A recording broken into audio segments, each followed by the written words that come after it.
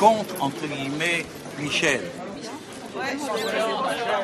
Ne soyez pas surpris de voir l'ancienne directrice de l'information de la principale chaîne de service public embrasser un ex-ministre de l'Intérieur condamné pour faux et abus de confiance. Elle donne le change. Derrière ces embrassades, ces sourires de convenance, les journalistes sont en embuscade. Les représentants du quatrième pouvoir savent bien que l'indépendance est une lutte de chaque instant. À l'image de Raphaël Baquet, les journalistes d'aujourd'hui ne ménagent personne. Récompensé ici pour son enquête sur les premiers ministres de la Ve République, son analyse est sans concession.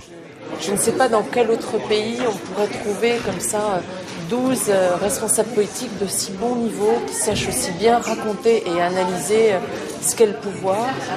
C'est quand même aussi réconfortant pour la France, qui reste le grand pays de la politique. Vous tous qui êtes habitué à faire face à des attaques aussi cinglantes, le président de l'Assemblée nationale, Bernard Accoyer, s'est parfaitement contre-attaqué. Je suis heureux de pouvoir dire combien nous apprécions qu'ils déploient leur intelligence, leur jugement, eux qui sont les plus grandes plumes, les plus grandes voix de la presse politique française, et qu'ils le fassent ici. Oui, Bernard Accoyer sait très bien que ses invités ne sont pas ses alliés. À l'exemple de Laurent Geoffrin, directeur de l'un des principaux journaux d'opposition, qui justement a fait de la distance avec les hommes politiques un argument de vente de son journal.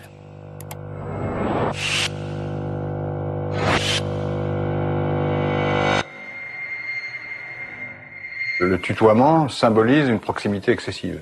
Mais en même temps, ça peut être aussi une relation de travail. Je veux dire, on a une relation de travail dans les journaux avec beaucoup de gens qui sont pas vos amis et qu'on tutoie. Mais une fois qu'on parle au président de la République, c'est autre chose, parce que là, il y a forcément une relation hiérarchique qui s'établit. Le tutoiement peut poser un problème. Vraie conviction ou simple argument publicitaire? Car Laurent Geoffrin affirmait pourtant il y a quelques années... En revanche, c'est un obstacle dans le rapport que la presse peut avoir avec le citoyen, puisque le citoyen attend de la presse une forme d'indépendance. Et question engueulade avec Nicolas Sarkozy. Monsieur le Président, Laurent Geoffrin sait en effet de quoi il parle. ma question porte sur la politique économique. Les résultats de l'économie française sont plutôt meilleurs que ceux des économies voisines, et il serait injuste de dire, je suppose, que le gouvernement n'y est pour rien. Donc il y a des résultats plutôt meilleurs.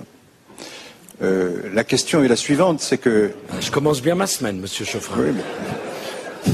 Je suis venu pour vous réconforter. J'attends la suite, mais compte tenu de ce Attendez la suite. compte tenu de ce que vous venez de dire, Vous attendez au pire. libérez-vous, parce que franchement, là, c'est... Non, mais on essaye de s'attacher aux faits, même quand ils vous sont favorables. Et... C'est pas trop douloureux, docteur. Non, ça va. Cela fait de nombreuses années que le directeur de Libération bouscule sans ménagement les chefs d'État, cultivant un style sans concession, à la limite de l'impertinence. Monsieur Chirac, je vais vous poser une question que vous allez juger, j'imagine, désagréable. Enfin bon, les journalistes ne sont pas toujours obligés de poser des questions qui plaisent au candidat. Absolument. Il y a eu une polémique qui a été déclenchée à la suite de la publication d'un article dans le Canard enchaîné. Et cet article avait trait à un appartement que vous louez, que votre famille loue dans le 7e arrondissement, pour être précis. C'est vous. Rue du Bac. Et alors, on vous a reproché, d'une certaine manière, de bénéficier d'une opération immobilière qui vous permet de payer un loyer avantageux, eu égard aux facilités que comporte cet appartement, à sa nature immobilière.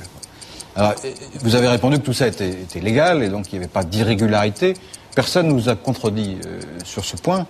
Mais est-ce que c'est pas quand même un peu ennuyé pour des questions d'image, parce que ça risque quand même de vous donner un peu l'image de quelqu'un qui bénéficie, même s'il est parfaitement honnête, et tout le monde le pense, mais qui bénéficie avec d'autres, mais comme d'autres, d'un certain nombre de privilèges qui sont fermés aux citoyens normaux, puisque apparemment le loyer en question est quand même très avantageux par rapport à l'appartement. Votre question, M. Geoffrin, ne me choque pas du tout. Et ça fait partie de la transparence. 1 minute et 2 secondes pour poser une question. Jacques Chirac est KO debout. Électoral, je n'aurais pas répondu. Je suis toujours très admiratif et très reconnaissant. Nous vous sommes reconnaissants, mesdames et messieurs, qui faites vivre la presse politique française, qui forgez en quelque sorte l'opinion de nos compatriotes je veux vous dire à tous et à tous un immense merci. Vous participez incontestablement à la vitalité de notre démocratie. Les journalistes dont il est question ici, ce ne sont pas des pigistes ou des intermittents ordinaires, ce sont vraiment les vedettes de la profession, c'est-à-dire à la fois ceux qui mettent en forme l'information et ceux qui formatent les débats politiques et économiques en France.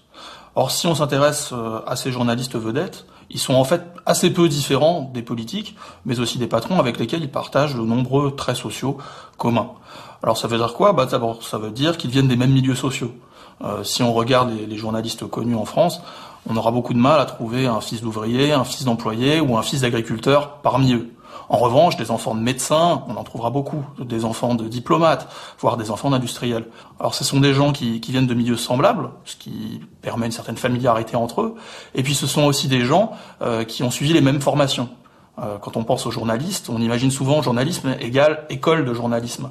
Mais en réalité, si on pense à Ockrent, Pujadas ou El Kabbach, ce sont tous des gens qui sont passés par Sciences Po. Si on pense à Claire Chazal ou à Emmanuel Chin, ce sont des gens qui sortent d'HEC.